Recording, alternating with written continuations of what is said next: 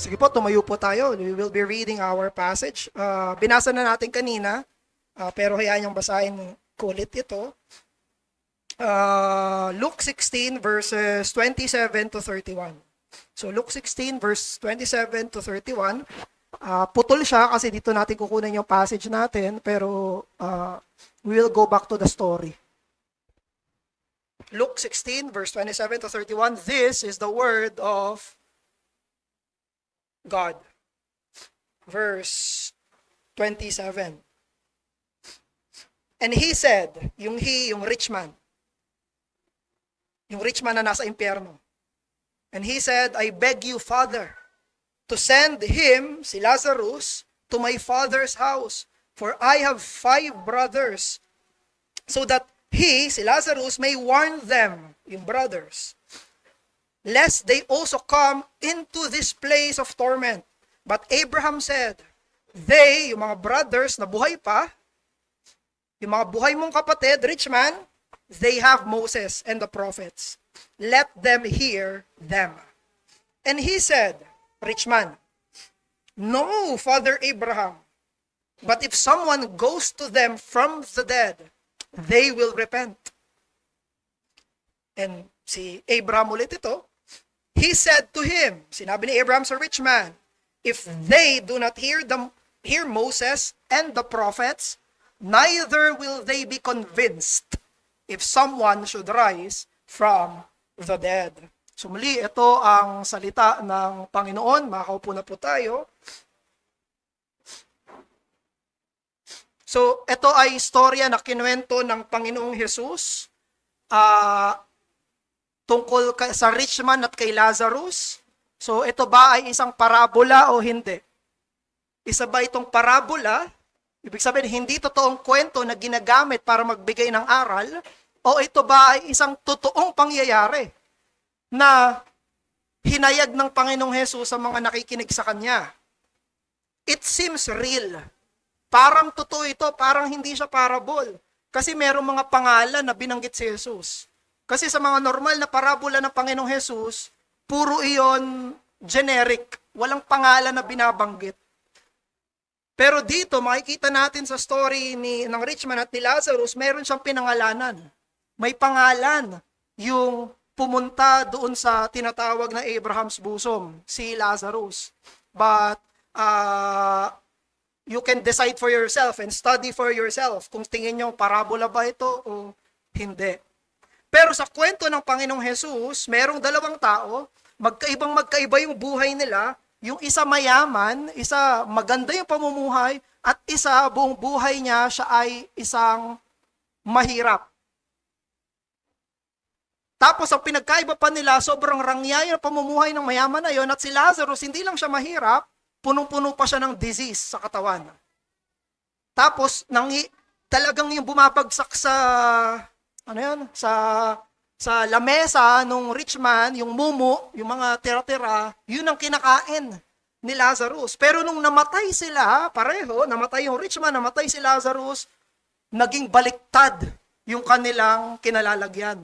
Yung mayamang lalaki na ang rangya-rangya, ang ganda-ganda ng buhay, komportable yung kanyang buhay dito sa mundo, napunta sa impyerno. Si Lazarus, na ang pangit-pangit ng buhay dito sa mundo, wala man lang comfort, pumunta sa tinatawag na Abraham's bosom kung saan siya ay comforted. To the point na yung rich man, nag-request siya. Nakikita ng rich man si Lazarus, nakikita niya si Abraham, na nakakapag-usap sila. Nag-request itong si rich man na tormented, hirap na hirap siya doon sa impyerno. Tinawag niya si Abraham, ang tawag niya, Father Abraham. Kasi syempre, perhaps mga Hudyo ito, kilala nila si Abraham, ginagalang nila si Abraham, ang tawag niya kay Abraham ay Father Abraham, Ama. Ibig sabihin, may paggalang. So Father's Day ngayon, hindi tungkol doon yung preaching. Okay, pero yun na yung best, yun lang. Pero hindi niya tatay si Abraham. Okay? By the way, so, diretso na tayo. Tinatawag niya si Abraham, at tinawag niya si Abraham para ma-comfort siya. Sabi niya, Father Abraham, utusan mo naman si Lazarus. By the way, isipin nyo nasa impyerno siya. Palautos pa rin. Anyway, sabi niya, Father Abraham, utusan mo si Lazarus na idut-dut yung kanyang daliri sa tubig, tapos patakan man lang yung dulo ng dila ko. Isipin nyo, yung patak ng tubig sa dulo ng dila, isang patak lang para sa kanya, sobrang ginhawa na nun. Sobrang sarap na nun para sa kanya. So, kinokontrast dito kung gaano ka nakakatakot at gaano kahirap yung kalagayan sa impyerno. Sabi niya, patak lang. At sinabi ni Abraham sa kanya, hindi pwede. Magkahiwalay tayo. Yung mga nandito sa amin, hindi pwedeng pumunta sa inyo. Yung mga nandyan sa inyo, hindi pwedeng pumunta sa amin. Yun yung sinabi niya. So, nawala na ng pag-asa itong yung mayamang lalaki. Wala na siya pag-asa. Alam niya na doon na siya sa walang hanggan, hindi na siya makakatakas doon, wala siya ni isang patak ng comfort. Ano yung next na request ng rich man? Ang next na request niya, yung sa next na mga mahal niya. Siyempre, unang mahal niya, sarili niya. Yung comfort niya. Yung pangalawa, nung nakita niya, wala nang comfort para sa akin, yung sunod sa akin na mas mahal ko. Sino? Mga kapatid niya. Meron daw siyang 5 mga kapatid na lalaki. Yun na yung concern niya. May mga kapatid pa akong buhay, ayoko silang pumunta sa impyerno. Ayoko silang mapunta sa kalagayan ko. Kaya sabi niya kay Abraham, Father Abraham, ipadala niyo si Lazarus sa mga buhay. Tapos si Lazarus yung magwa-warn doon sa mga kapatid niya. Sigurado maniniwala sila kapag may nag-resurrect. Tapos siya yung magwa-warn. Sasabihin siguro, imagination ko lang to, wala to sa text ha. Nasabihin na nakapunta na ako sa afterlife. Totoong may impyerno, totoong may langit. Mag-repent na kayo. Siguro ganun yung iniisip ng rich man na scenario. Tapos mako-convince yung mga kapatid niya. Tapos magre-repent sila, hindi sila pupunta ng impyerno. Siguro ganun yung iniisip ni rich man. However, iba yung sagot ni Abraham. Ang sabi ni Abraham, nasa kanila si Moises at ang mga propeta. Sila ang pakinggan nila. Ang pakinggan ng mga buhay ay si Moises at ang mga propeta. And you know, ang ibig sabihin ni Abraham, Moses and the prophets, scripture. Ganon yung term na ginagamit sa New Testament para sa Old Testament. It's law and the prophets. Yung law, sino yon? Moses, first 5 book, Pentateuch. Moses and the prophets. And ibang mga pagsalita and Psalms. Naalala niyo yung Tanakh? 3 yun, Tanakh, Moses, prophets, and other writings. Pero ibig sabihin, Old Testament. Sabi ni Abraham, ang pakinggan ng mga kapatid mong buhay, yung nakasulat sa Bible. Tapos ininsist nung mayamang lalaki. Sabi niya, hindi, Father Abraham, kung merong mabubuhay mula sa patay, sigurado, magre-repent sila. Ang sinabi ni Abraham, anong ininsist ni Abraham? Anong sabi niya sa dulo, verse 31? Kung hindi sila makikinig kay Moises at sa mga propeta, hindi sila maniniwala kahit may bumangon mula sa mga patay. You see, yung sagot ni Abraham dito, ibig sabihin yung mga kapatid ng rich man, they already know na may written revelation yung Diyos. Meron na silang kapahayagan ng Diyos.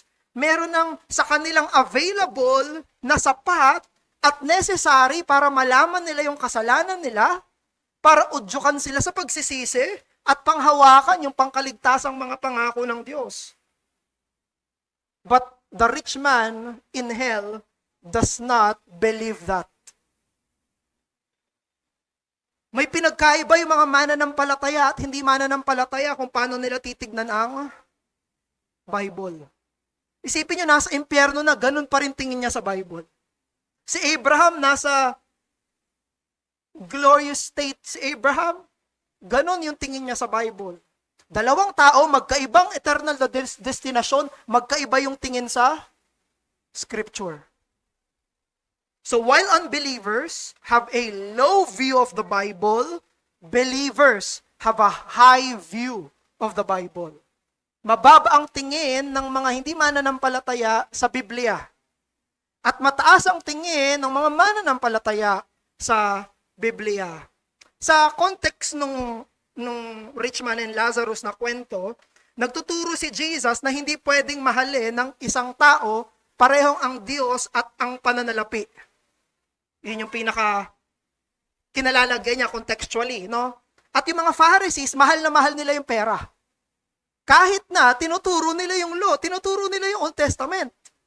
Pero yung puso nila nasa pananalapi. Kaya anong nangyayari sa mga Pharisees? Selective yung obedience nila. Bakit? Kasi they love money. Nakalagay iyan sa verse 14.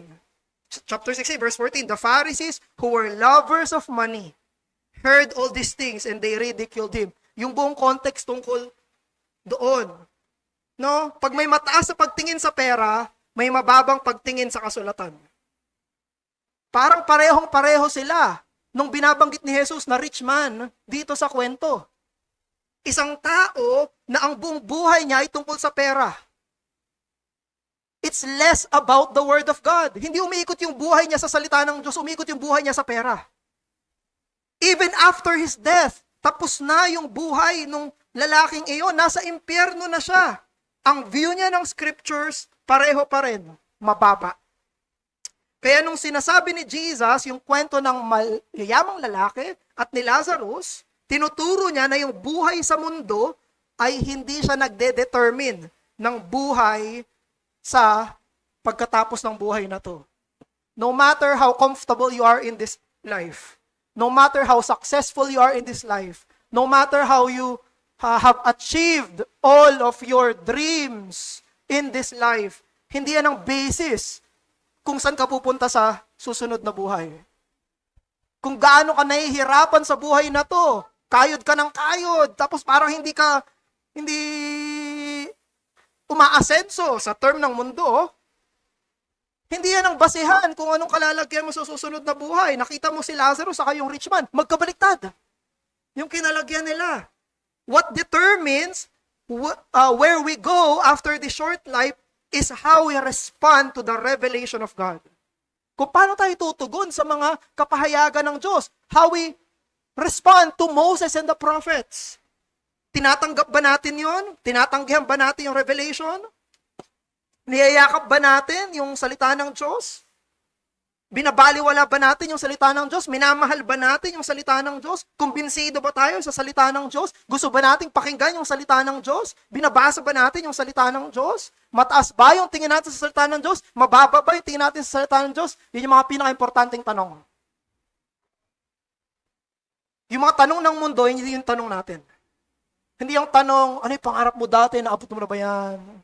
Gano'n nakalaki yung income mo ngayon? Nabibili mo na ba yung gusto mo?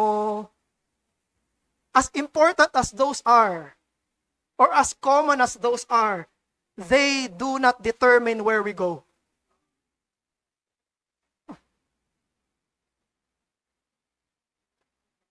Habang yung mga unbelievers, nakikita nila yung Bible, nakikita nila yung scripture bilang walang kapangyarihan, hindi ka panipaniwala, ang mga mananampalataya, naniniwala na ang salita ng Diyos ay makapangyarihan at sapat para sa kaligtasan ng tao.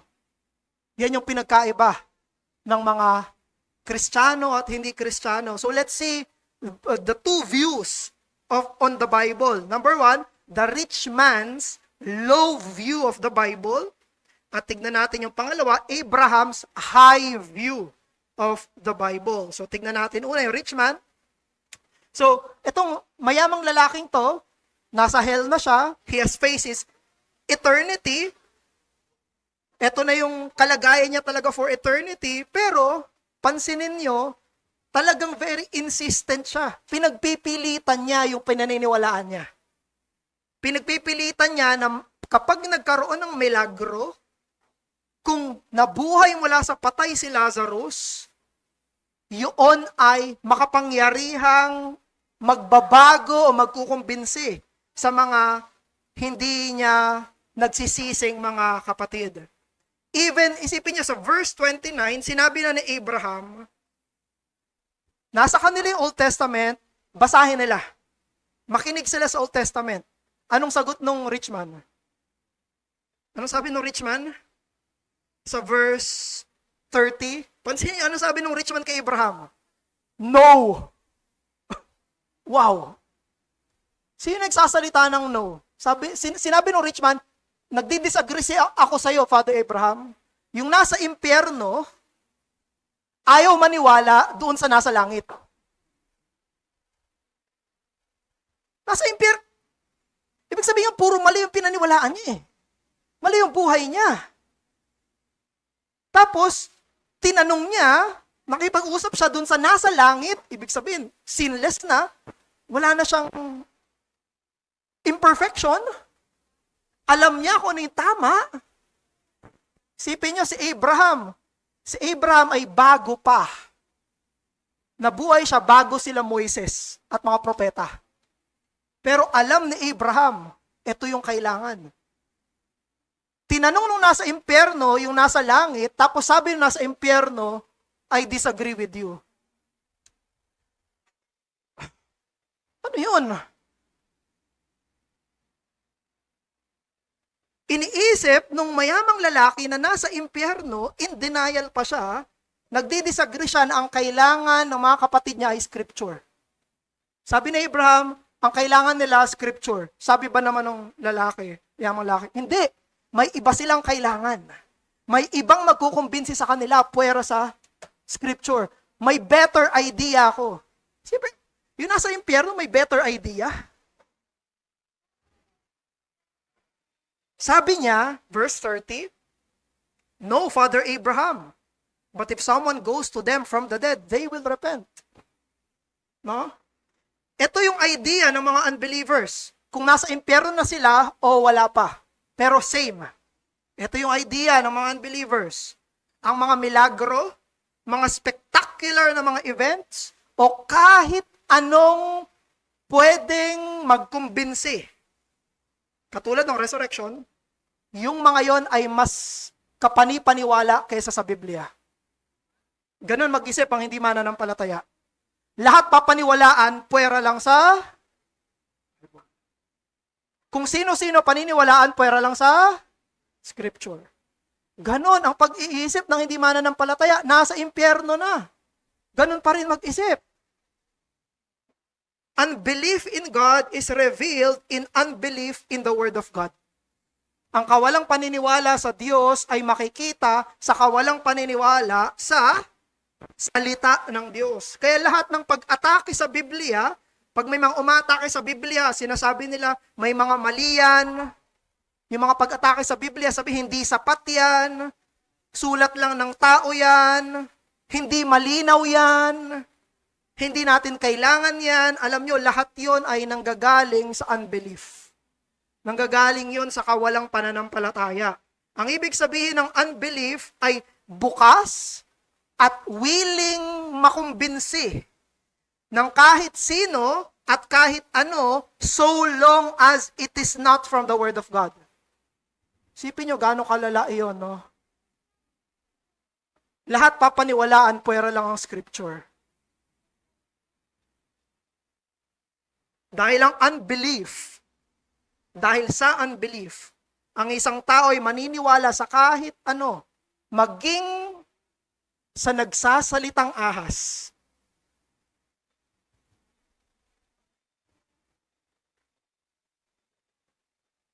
Kaysa sa 66 na libro ng kasulatan. And as believers, we should grieve the reality of this unbelief. Malungkot tayo na ganon ang paniniwala ng mga hindi mananampalataya. Malungkot tayo na mas pinaniniwalaan nila yung kung ano-ano kaysa sa salita ng Diyos. Let us resist its influence. Kailangan tanggihan natin yung mga impluensyang ganito na kukumbinsihin tayo sa kung ano-ano, pero hindi galing sa Word of God. O kaya naman, let us also repent of reflecting a low view of Scripture kapag nahawa na tayo sa kanila. Pag nahahawa tayo sa mga unbeliever, na mababa yung tingin, nahahawa tayo sa rich man, na mababa yung tingin sa scripture, kailangan natin yung pagsisihan. Dahil sila na mga mababa ang tingin sa kasulatan ay nakakaawa. Dahil papaniwalaan nila lahat, pwera lang sa katotohanan ng Diyos. Hindi ba yon ay pagkabulag? Hindi ba yon ay pagkabingi? Imagine this rich man, nasa impyerno na siya. Ganun pa rin ang paniniwala niya. Hindi totoong maliliwanagan ka pagdating sa hell. Hindi totoong experience ang magpapapaniwala sa atin. Hindi experience ang magbabago ng ating unbelief to belief. It's not. Yung nasa impyerno, ganun pa rin sila.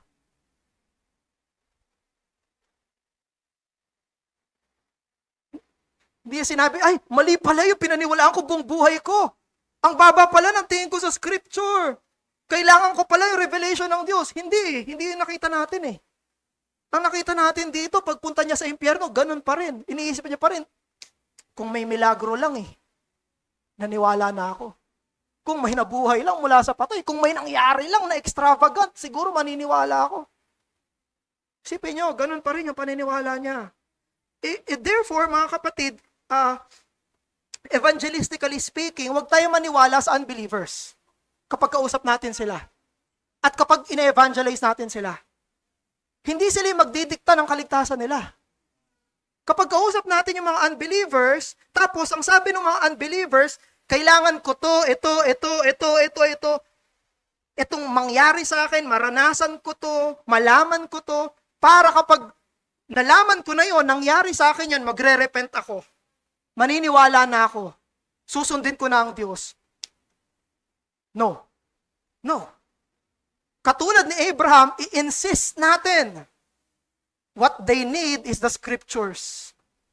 I-insist natin. You have your Old Testament, you have your New Testament, believe it. Basahin mo yung Biblia. Ito magpapakita sa atin ng mga kasalanan natin para pagsisihan natin. Itong papakita sa atin sa Ebanghelyo para paniwalaan natin. Pag tinanong mo ang mga unbeliever, what will make you a Christian? What will convince you to be a Christian? Alam nyo kung ano-anong sagot ang maririnig nyo. Pero, never nyong maririnig sa isang unbeliever kapag nabasa ko sa Bible.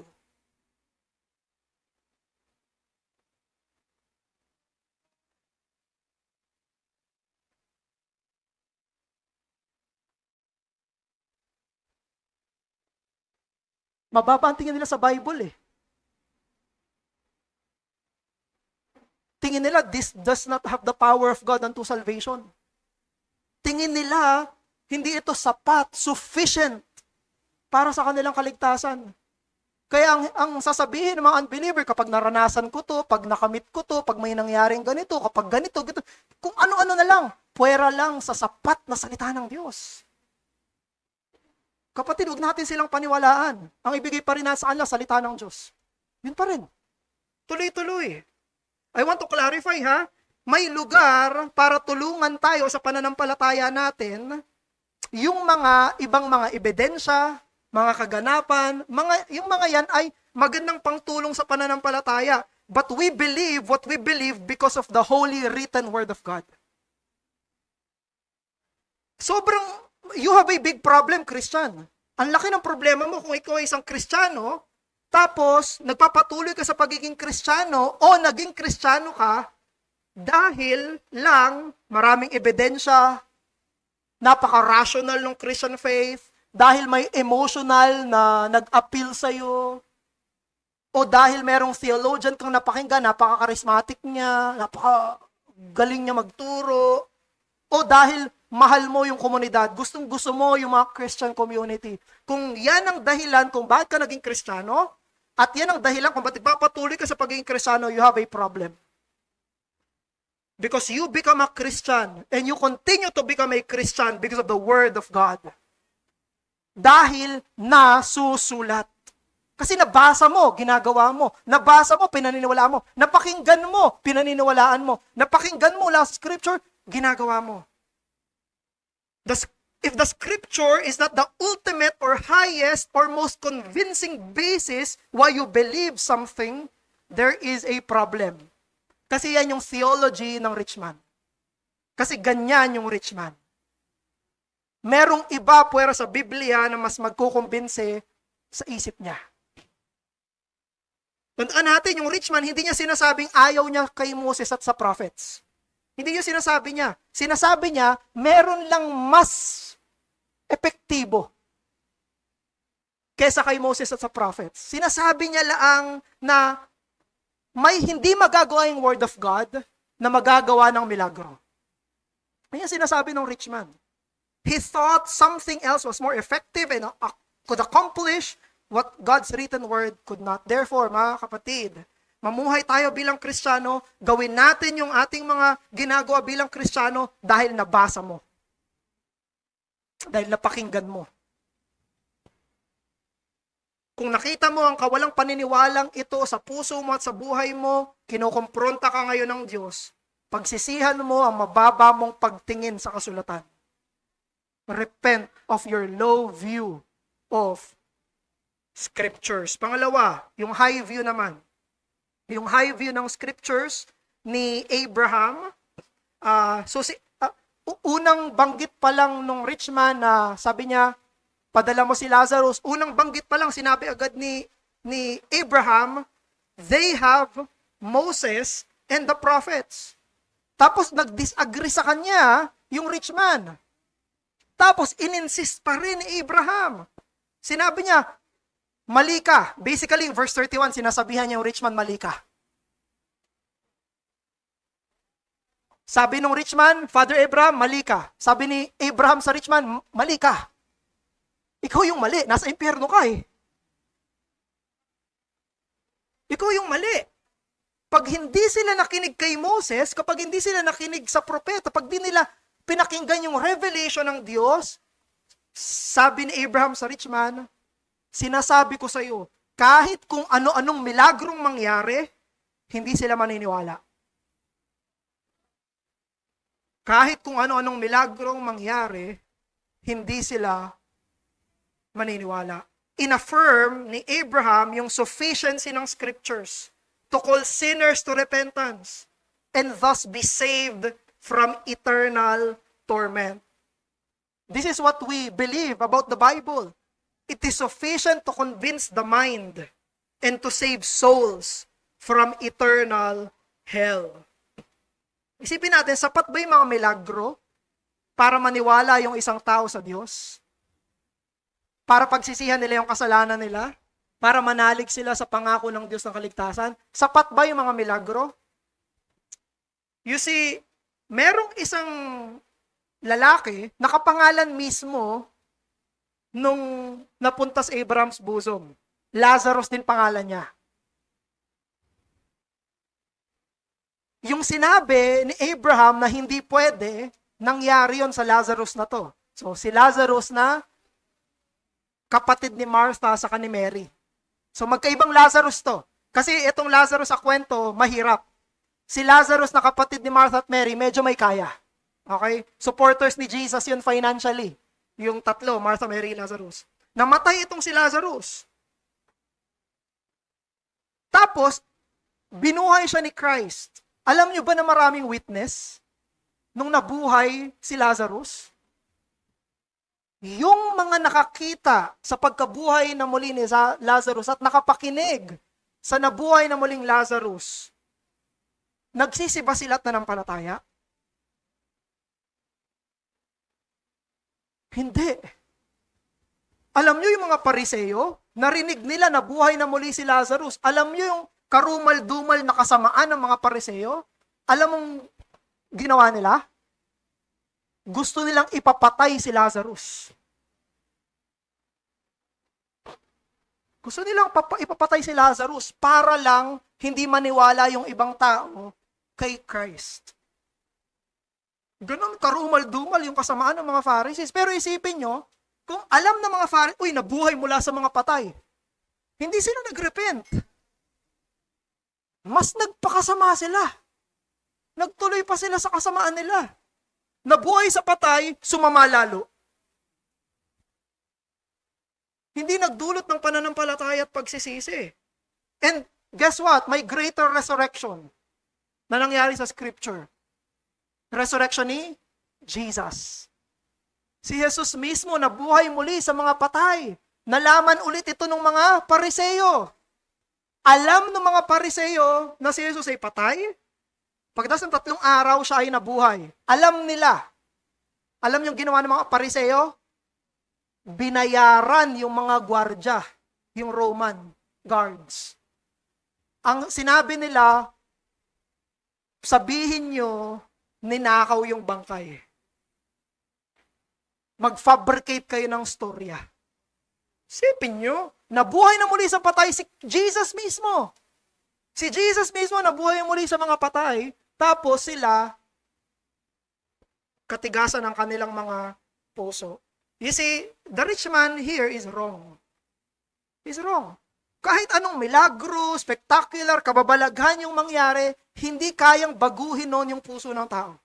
It cannot. It is not sufficient to save. It is not the power of God unto salvation.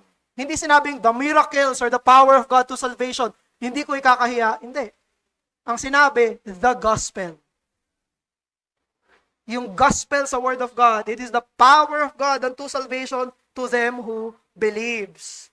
Ang ginagamit ng Diyos para papaniwalain tayo, alisin yung ating unbelief, bigyan tayo ng belief, ay ang kasulatan. Para dalhin tayo sa pagsisisi, pananampalataya at kaligtasan. May 2 doctrinal implication to. Una, sufficiency of scriptures. Sapat yung scriptures. Lahat ng gusto ng Diyos na kapahayagan para tayo'y magsisi at pangako na pangahawakan natin for salvation, nandito na. Nandito yung law for us to repent. Nandito yung gospel for us to be saved. Law and gospel. Nasa scripture. Law and gospel. Pag binasa mo, ganun palagi yung basa mo ng scripture. Asan yung law? Kino-convince ako sa sin ko for me to repent. Asan yung gospel? Para hindi ako mag-despair. Yun din yung hope ko. No? Ganon din, pinapatunayan ng kwento ni Jesus, yung authority ng scriptures. Na ang dapat, ang tatali sa mga konsensya ng tao, ay ang kasulatan, hindi extraordinary mga bagay. Papaniwalaan mo yung mga papaniwalaan mo dahil sa simple, plain reading, hearing ng Word of God. Pag may nabasa ka sa salita ng Diyos, totoo yun. Paniwalaan mo yun. Doon ka dapat kumbinsidong-kumbinsido. Kung merong magbabago sa paniniwala mo, ang pinakadahilan palagi ay dahil nakita ko sa Bible. Pwede kang makumbinsin ng mga secondary things. Sige. Pero dapat yung basis ng mga secondary things na yon, yung scripture. Hindi mo papaniwalaan basta-basta yung kung sino-sino kung hindi naman sila Diyos. Kung hindi naman yung salita ng Diyos. Kahit gaano sila kataas, kapopular, kapanipaniwala, why would you believe men? Huwag mo papaniwalaan ng tao. Ang papaniwalaan natin ay ang Diyos sa kasulatan na ito. Kaya, kung ang isang tao hindi naniniwala kay Jesus sa kasulatan, maging mga milagro ay hindi magdudulot ng pananampalataya. Therefore, sa mga hindi pa mananampalataya ngayon, maniwala ka sa Biblia. At maniwala ka sa Jesus ng Biblia. Dahil nakasulat siya dito. Iniimbitahan ka ng Biblia na manampalataya sa idinedeklara niya. Ang Panginoong Jesus. The Bible preaches, the Bible teaches, the Bible says, come to Christ. Come to the Jesus I declare. Come to the Jesus of the Scripture. Ito yung totoong Jesus na Diyos tao na nakakapagligtas. Come. At tayong mga believers, magkaroon tayo ng kumpiyansa sa kapangyarihan ng Diyos sa kaligtasan sa payak na salita ng kasulatan. Huwag sana mawala yung kumpiyansa natin sa Scripture. Huwag mawala yung kumpiyansa natin sa kasulatan. Kung meron kang mahal sa buhay, na gusto mong maligtas, Meron ka mga kaibigan na gusto mo maging Kristiyano. Hindi mo kailangan tumambling-tumbling. Hindi mo kailangang dalhin sa isang sobrang laking extraordinaryong conference. Bigyan mo ng Bible. Sharean mo ng Bible. Pabasahin mo ng Bible. The plain word of God is sufficient for salvation. Basically, ang sinasabi mo, listen to Moses and the prophets. Ano ba yung tinuturi ni Moses sa prophets? Christ. The Lord Jesus Christ. Ito yung napakaganda ng Psalm 119. Sabi ng Psalm 119, verse 7 hanggang 10, ito yung sabi, Psalm 19, the law of the Lord is perfect, reviving the soul. The testimony of the Lord is sure, making wise the simple. The precepts of the Lord are right, rejoicing the heart. The commandment of the Lord is pure, enlightening the eyes. More to be desired are they than gold, even much fine gold, sweeter also than honey, and the drippings of honeycomb. You see, ini-exalt ng Psalm 19. Hindi to 119 ha, iba yun. Yung 19. Yung scripture, yung law, commandments, precepts, testimonies, scripture yun. Sapat ito para bumuhay ng kaluluwa. Sapat ito para bigyang kasiyahan sa kaligtasan yung mga nagbabasa nito. Na mas mainam pa to sa ginto, mas mainam pa to sa mga honey. At ang kailangan natin sa ating church, para may maligtas sa kalagitnaan natin, para tayo may persevere sa Christian life, para tayo mamuhay sa Christian life, alam mo kung ano yung kailangan natin? What we need is not new revelations. Ang hindi natin kailangan ay signs. Ang hindi natin kailangan ay mga kababalaghan. Ang hindi natin kailangan ay makarinig tayo bigla ng tinig mula sa patay. Ang hindi natin kailangan sa ating church ay mga fresh miracles at kung ano-ano man. Ang kailangan natin ay ang faithful reading at faithful proclamation at faithful reception ng scriptures na binigay na mismo ng Diyos. That's it. Basahin natin yung Biblia, pakinggan natin yung Biblia, ipangaral natin yung Biblia, Biblia, Biblia, Biblia, Biblia. Buong buhay, Biblia. That's what we need. Dahil yan ang ginagamit ng banal na spirito bilang paraan sa kaligtasan. Yung sinulat mismo ng banal na spirito. The Holy Spirit leads us to Christ by leading us to scriptures. Again, the Holy Spirit leads us to Christ by leading us to the scriptures. Hindi sasabihin sa'yo ng Holy Spirit, Joseph, tingin ka nga doon sa puno. Tapos maliligtas ka. Hindi. Sabihin niya, Joseph, tumingin ka sa kasulatan. Andito si Jesus. Andito ang iyong tagapagligtas. Andito ang manunubos ng mga makasalanan. Manampalataya ka sa Kanya. Alam niyo, si Augustine, you know kung paano siya na-save, paano siya naging Christian. Dati siya isang rhetorician. Kumbaga, siya isang nagtuturo ng rhetoric kung paano magsalita ng nakakakumbinsi. At dun sa isang Christian church, merong isang sikat na mangangaral na napakagaling sa oratory skills, si Saint Ambrose.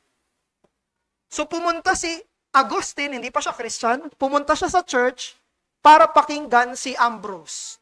Kasi gusto niyang matuto paano ba magsalita ng ganyan, nakakakumbinsi. Sa rhetoric, kasi kailangan niya, nagtuturo siya nun eh. At yun yung kanyang forte. Pero habang nakikinig siya kay Ambrose, habang nakikinig siya sa homily, sa preaching ni Ambrose, nakita niya na lang yung sarili niya na hindi na pinapakinggan yung paraan ng pagsasalita. Na ang pinapakinggan niya na pala ay yung salita. na nadadala na yung puso niya dun sa salita na itinuturo kaysa sa paraan kung paano sinasabi yun sa salita mismo ng Diyos. At pagkatapos niya na mag-church, hindi pa rin siya Christian, hindi pa siya naging mananampalataya kaagad, pero paglabas niya, nagdadalawang isip na siya. Parang nako-convict na siya na maging isang mananampalataya. Pero paglabas niya ng church, may narinig siya. Ang sinabi sa narinig niya, isang kanta ng mga bata. May mga bata siyang naririnig. Ang sinabi ng mga bata, tole lege, tole lege, tole lege. Ang ibig sabihin ng tole lege ay take up and read. Kunin mo at basahin mo. At binuksan niya yung kanyang scripture, nakalimutan ko na kung saan passage, sa Romans yun. Binuksan niya meron siyang Bible, binuksan niya yung Bible niya, na punta siya sa Romans, put on the Lord Jesus Christ and make no provisions for the flesh. Nakalimutan ko saan yun, pero yun yung nabasa ni Agustin. Nung nabasa niya yun, naligtas siya. Ano ang sapat para magkumbinse sa isang napakamakasalanan na Agustin? Scripture. Saan siya dinala ng Diyos? Scripture. Paano siya kinumbinse ng Diyos? Scripture. Parang sinasabi ng Diyos kay Augustine, hear Moses and the prophets. Maniwala tayo sa kapangyarihan ng salita ng Diyos. Bilang pagtatapos, sabi ng mayamang lalaki, no, Father Abraham. Habang sinabi naman ni Abraham, no, rich man. Let them hear Moses and the prophets.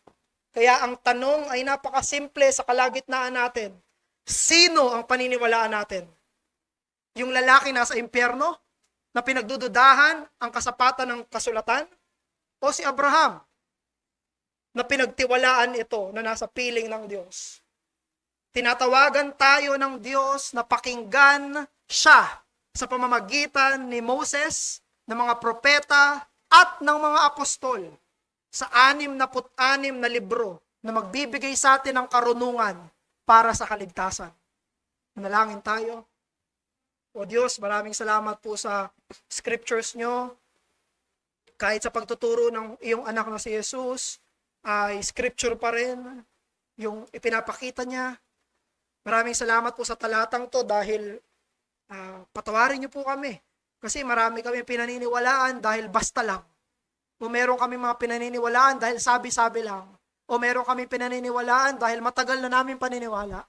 O meron kami pinaniniwalaan dahil lang sa sinabi ng marami. Patawad o Diyos.